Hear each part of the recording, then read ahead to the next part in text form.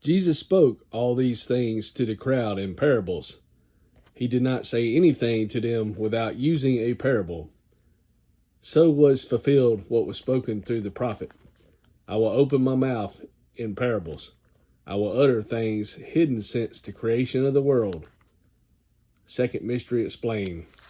Then he left the crowd and went into the house. His disciples came to him and said, "Explain to us the parable of the weeds in the field." He answered, "The one who sowed the good seed is the Son of Man.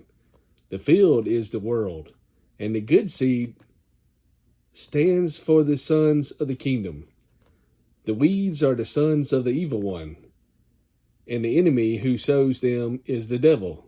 The harvest is the end of the age, and the harvesters are angels. As the weeds are pulled up and burned in the fire, so it will be at the end of the age. The Son of Man will send out his angels, and they will weed out of his kingdom everything that causes sin, and all who do evil.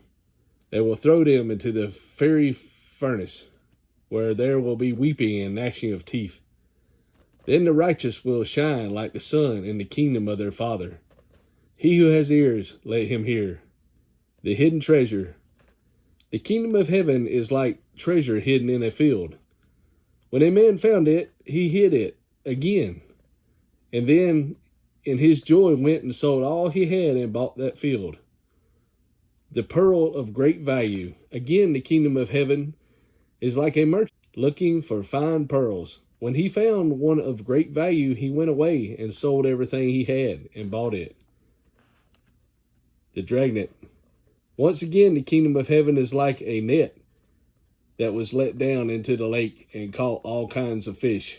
When it was full, the fishermen pulled it up on the study part. The kingdom does not become the kingdom of the Father until Christ, having put all enemies under his feet, including the last enemy, death, hands over the kingdom to God the Father. There is triumph over death at the first resurrection, but death, the last enemy, is not destroyed until the end of the millennium. The interpretations of the parable of the treasure, which makes the buyer of the field to be a sinner who is seeking Christ, has no warrant in the parable itself. The field is declared to be the world. The seeking sinner does not buy but forsake the world to gain Christ. Furthermore, the sinner has nothing to sell. Neither is Christ for sale or hidden in a field, nor, having found Christ, does the sinner hide him again. At every point, the interpretation breaks down. The field is the world, which was purchased by our Lord at the priceless cost of his own blood, in order that he might have the treasure. As Israel was God's treasure in Old Testament times, so there is at the present time a remnant of Israel chosen by grace. Those who compose the remnant are no longer reckoned as Jews, but as members of the one body, together with saved Gentiles, and thus Christ's inheritance and his joy. The true church is the pearl of great value. Its formation covers a large part of the period of the mysteries of the kingdom and is itself called a mystery. A pearl is an illustration of the church. A pearl is formed by accreditation, and that not mechanically but vital as Christ adds to the church. Christ, having given himself for the pearl, is now preparing it for presentation to himself.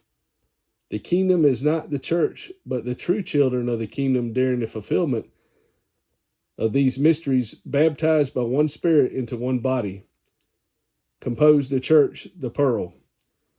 The parable of the net, the dragnet, presents as does that of the wheat and the weeds, the mystery of the kingdom as the spear of profession, but with this difference. There Satan was the active agent. Here the admixture is more the result of the tendency of a movement to gather to itself that which is not really of it. The kingdom of heaven is like a net which cast into the sea of humanity, gathers of every kind, good and bad. These remain together in the net, and not merely in the sea, until the end of the age. It is not even a coveted net, much less a coveted sea. Much violence has been done to sound exegesis by the notion that the world is to be converted in that age. Against that notion stands our Lord's own interpretation of the parables of the sower, the wheat and the weeds, and the net.